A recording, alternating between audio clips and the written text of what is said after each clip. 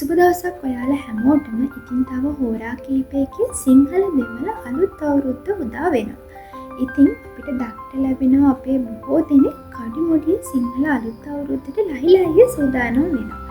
ඉතින් අපි බාහිර පරිසරයෙන් අපි අවුරුද්දට සූදානම් වෙනවා දැක ගන්න ලැබෙනවා.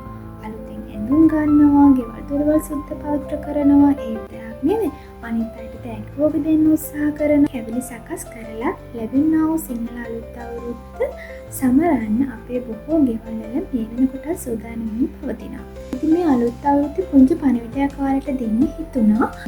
මහත්තයා වෙනුවෙන්, තමන්ගේ දරුවා වෙනුවෙන්, අම්මා තාත්තා වෙනුවෙන් තමයි අපි බොහෝ දෙනෙක් ජීවත් වෙන්නේ.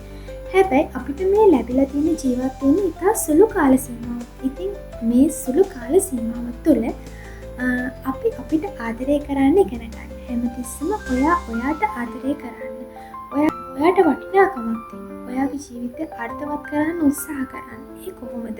ඔයා ආසතියකට ඔයා කාලය යොදවන්න, ලස්සනට අඳින්න, හොඳට කන්න බොන්න, මොකක් හරි ගැටලුවක් මතුවුණු තැනදී ඔයාගේ ජීවිතයට හානියක් නොවන විදියට ජීවිතය තීරණ ගන්න, තමන්ගේ පෞරුෂයට හානියක් කරගන්න නැතුව ජීවිතේ තීරණ ගන්න. එතකොට ඔයාට පුළුවන් ඔයාගේ ජීවිතයට ආදරය කරන්න.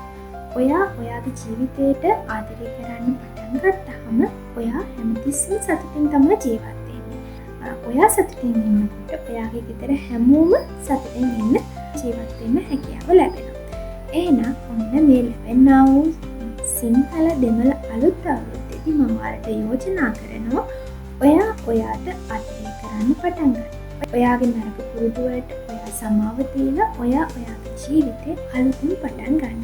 එහෙනම් තමන්ට ආදරය කරන කිරියෙන් පැණියෙන් ඉතිරෙන සුබ අලුත් අවුරුද්දක් වේවා. ආදරේ හැමදාම පරිස්සමින් ඉන්න.